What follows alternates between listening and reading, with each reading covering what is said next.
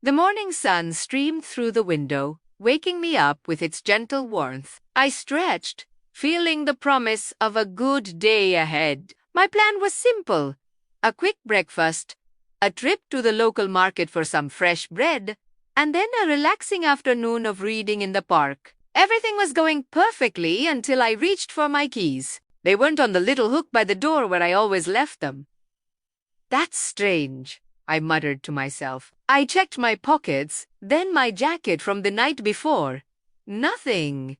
I searched the kitchen counter, looked under the mail, and even peered into the fruit bowl. The keys were gone. A small knot of annoyance began to form in my stomach. I couldn't go anywhere without them. My apartment wasn't large, so there weren't many places they could be hiding. I retraced my steps from the previous evening. I'd come home, dropped my bag on the chair, put the groceries away, and then cooked dinner. I remembered locking the door, so the keys must have been in my hand at that point. I started my search again, this time more systematically. I emptied my bag completely. A wallet, a half-eaten snack bar, a pen, and a crumpled receipt.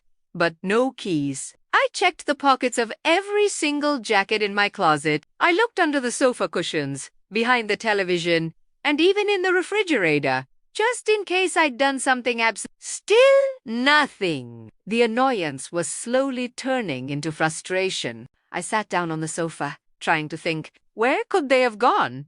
It was like they had vanished into thin air. I thought about who else had been in my apartment. No one. I lived alone. My mind started to invent strange scenarios. Did a bird fly in and take them? Did they fall into a crack in the floor? It was all getting a bit ridiculous. Then I remembered my neighbor, Mrs. Gable. She was a sweet old lady who sometimes watered my plants when I was away. Maybe I had given them to her for some reason and forgotten. It was a long shot, but I was running out of ideas. I walked over to her door and knocked gently. Mrs. Gable opened the door with a warm smile. "Good morning, dear. What's a lovely day?" "Good morning, Mrs. Gable," I replied, trying to sound casual. "I have a bit of a silly question. You haven't by any chance seen my keys, have you? I seem to have misplaced them." She tilted her head, thinking, "Your keys? No, dear.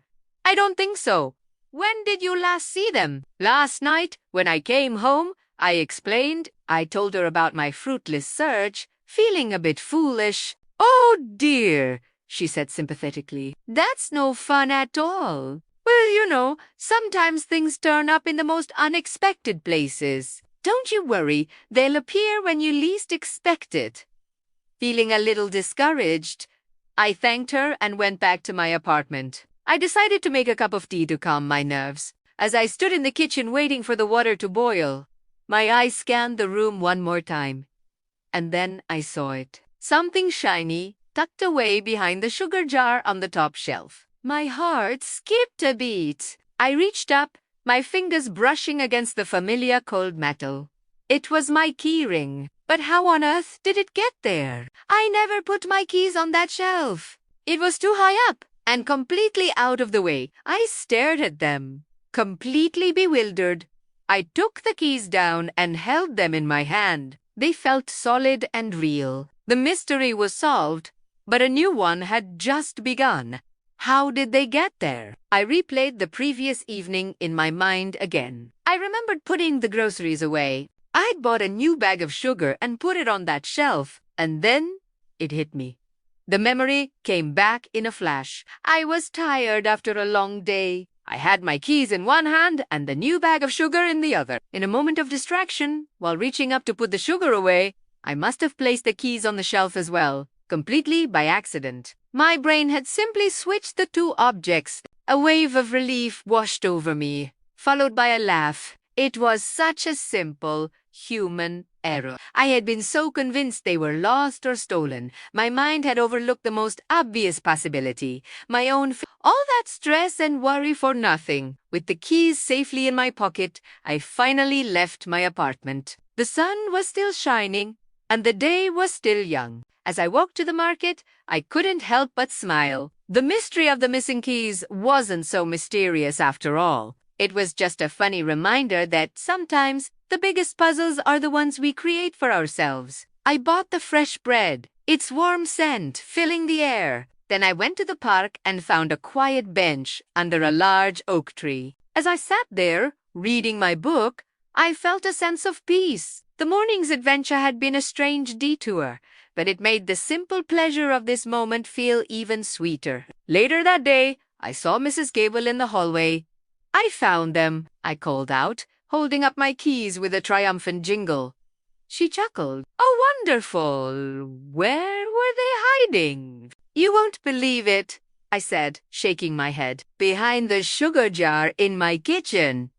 She laughed heartily. "I told you they turn up in the strangest places. Our minds play funny tricks on us sometimes, don't they?"